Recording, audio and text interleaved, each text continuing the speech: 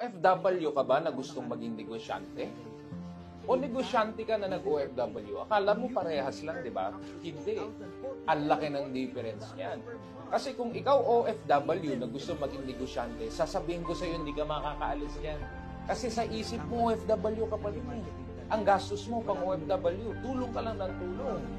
Ang negosyo, afterthought lang sa iyo. Siguro in the future, maybe 5 years from now, okay na mo, hindi ka talaga makakaalis sa ganyang mindset. Pero kasi, kung negosyante ka na nag-OFW, alam mo ang prioridad mo. Alam mo na hindi ka basta-basta pwedeng gumastos. Hindi ka muna tutulong ng sagad kasi nga magninegosyo ka. At alam mo rin kung paano i-utilize ang iyong spare time dyan sa ibang bansa. Alam ko, gagawa ka ng paraan para kumita ng pera at magnegosyo. So, tanungin mo ang sarili mo. Negosyante ka ba talaga na nag-OFW? Or OFW ka ba na gustong maging negosyante? Mukhang parehas, pero huge difference.